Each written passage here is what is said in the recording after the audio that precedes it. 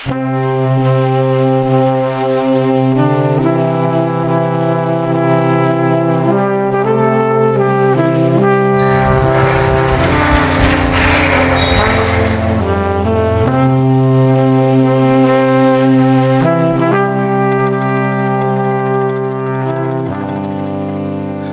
আগেকার কথা, কারমাটার রেল স্টেশনে একটি ট্রেন এসে থামল। ট্রেন থেকে এক বাঙালি ডাক্তারবাবু নামলেন। হাতে একটি ব্যাগ, কুলি কুলি বলে চিৎকার শুরু করেছিলেন। সঙ্গে সঙ্গেই এক কুলি এসে হাজির। কুলির পরনে ধুতি, গায়ে মোটা চাদর, পায়ে সামান্য চটি। কুলি ডাক্তারবাবুর ব্যাগ মাথায় তুলে নিয়ে স্টেশনের বাইরে এলেন। অপেক্ষারত পালকিতে তুলে দিলেন। তারপর সে চলে যেতে উদ্যত হলেন। ডাক্তারবাবু কুলিকে ডেকে পারিশ্রমিক হিসাবে পয়সা দিতে গেলেন। কুলি বলল, পয়সা লাগবে না। ডাক্তারবাবু বললেন, কেন? আপনি ব্যাগটি নিয়ে বিপদে পড়েছিলেন, তাই একটু সাহায্য করলাম মাত্র। আমার নাম ঈশ্বরচন্দ্র শর্মা। লোকে অবশ্য আমাকে বিদ্যাসাগর বলে ডাকে। নাম শুনে ডাক্তারবাবু চমকে উঠলেন। ডাক্তারবাবু অত্যন্ত লজ্জিত হয়ে ঈশ্বরচন্দ্র বিদ্যাসাগরের কাছে ক্ষমা চাইলেন। অতীতের এই কারমাটা রেল স্টেশনটি এখন বিদ্যাসাগর রেল স্টেশন হয়েছে। আজকের ভিডিওটি এই কারমাটার এর সঙ্গে ঈশ্বরচন্দ্র বিদ্যাসাগরের কি সম্পর্ক ছিল তা আজ জানব। আমি এই যাত্রায় বর্ধমান থেকে আসানসোল হয়ে কারমাটার বা বিদ্যাসাগর রেল স্টেশনে পৌঁছেছি। এই বিদ্যাসাগর রেল স্টেশনটি হাওড়া দিল্লি প্রধান রেলপথের মধ্যে পড়ছে। সংখ্যা 34816 down Bardhaman Howrah local main line.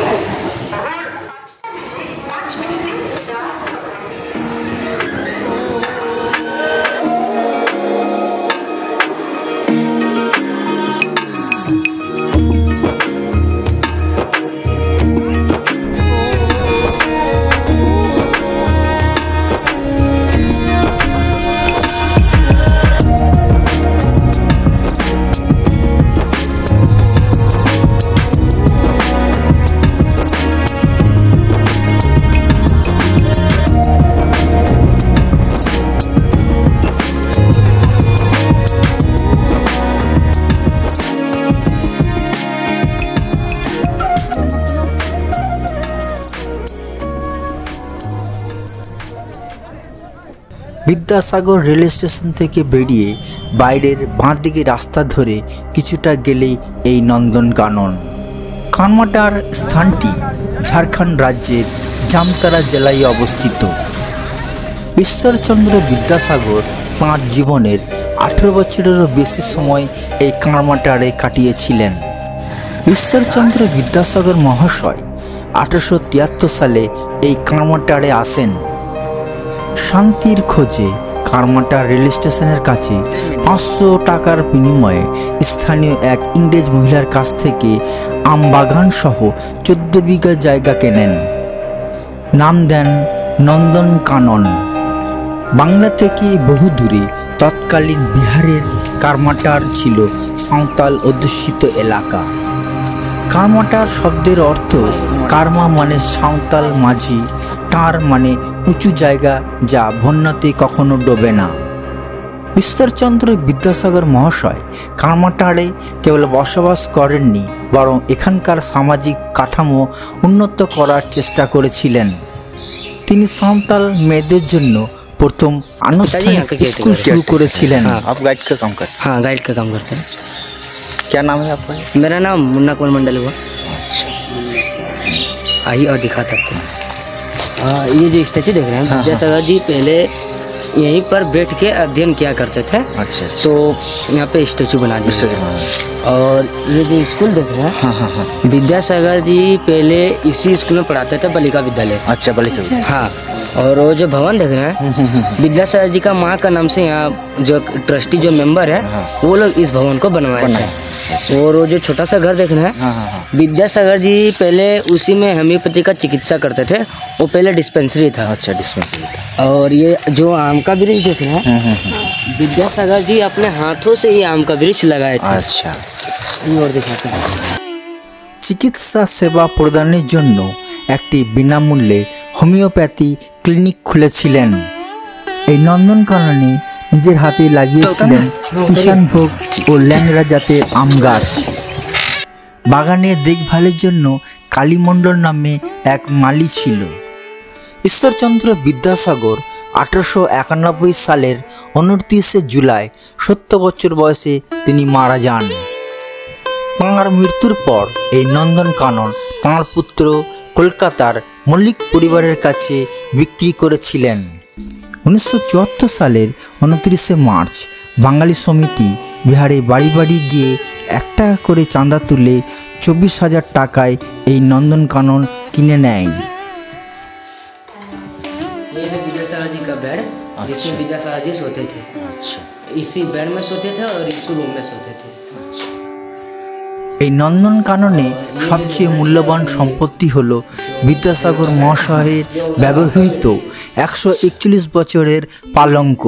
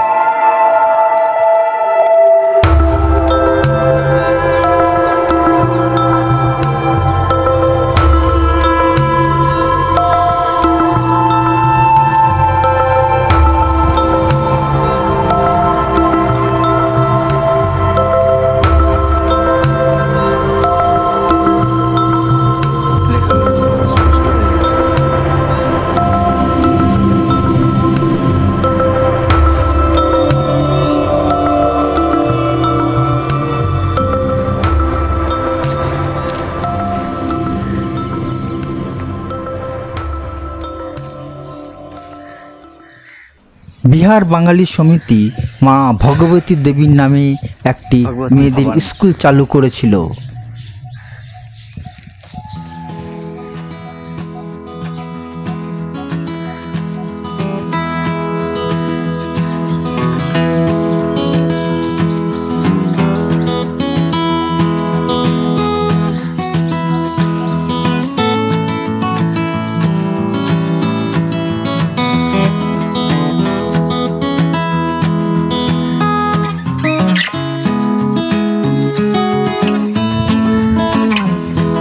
বিদ্যাসাগরের নামকরণ করে বালিকা বিদ্যালয়টি পুনরায় চালু করা হয়েছিল।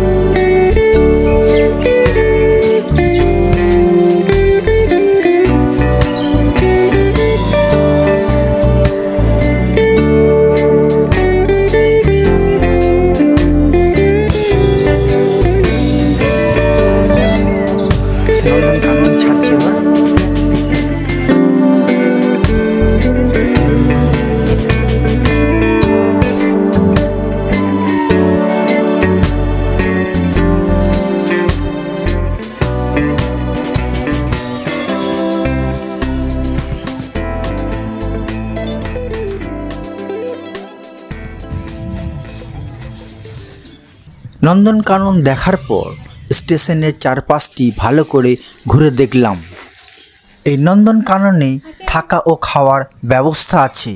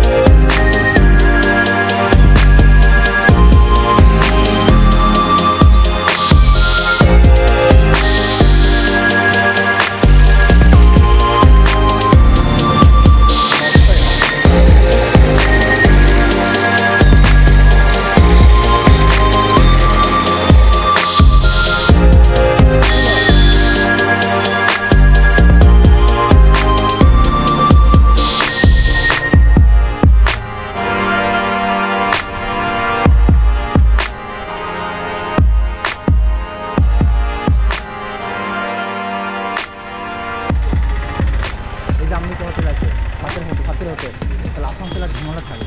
এই ভিডিওটি আজ এখানেই শেষ করছি। আমার ভিডিওটি যদি আপনাদের ভালো লাগে অবশ্যই বেশি বেশি করে শেয়ার করবেন, কমেন্ট করবেন, সাবস্ক্রাইব করবেন। ধন্যবাদ।